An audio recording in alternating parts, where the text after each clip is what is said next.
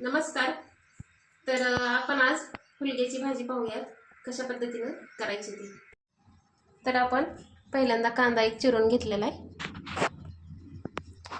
आता ह्याच्यामध्ये आपण जिरे आणि मोहरी टाकूया. असा कांदा चिरून घ्यायचा आणि हुलगे असे पाण्यात टाकले ते व्यवस्थित धुवून घ्यायचे चांगले, म्हणजे त्याचा चिकटपणा निघून जातो.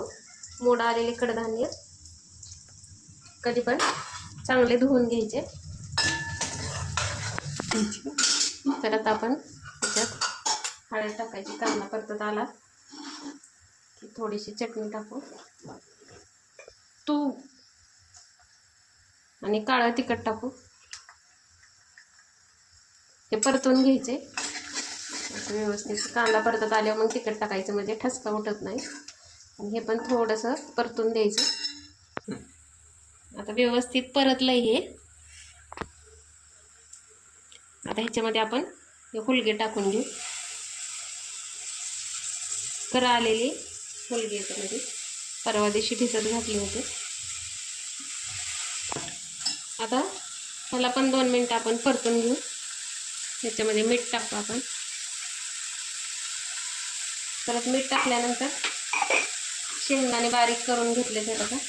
पण अशा पद्धतीने घेतलेत आधी शेंगदाणे आणि लसूण, आणि नंतर थोडंसं पाणी टाकले म्हणजे बारीक होतं एकदम गाळ. तर अशा भाजीला असं केलं ना शेंगदाणे बारीक, तर एकदम मिळून येते भाजी. आता हे परतलं की आपण ह्याच्यामध्ये हे टाकू.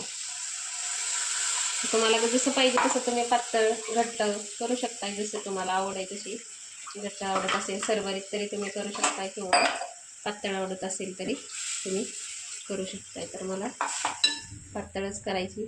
आता ह्याला उकळी आणून द्यायची चांगली. परत बारीक गॅस करायचा आणि बारीक गॅसवरती चांगली शिजवून द्यायची. शिजल्यानंतर मी तुम्हाला परत दाखवते. भाजी बघू शकता तुम्ही कशी तयार झाली. हुलग्याची भाजी कोणाकोणाला आवडते ते नक्की सांगा.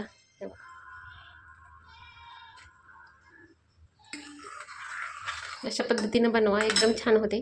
तर कशी वाटली रेसिपी ती नक्की सांगा. नंतर नवीन व्हिडिओत भेटू. तोपर्यंत सर्वांना नमस्कार.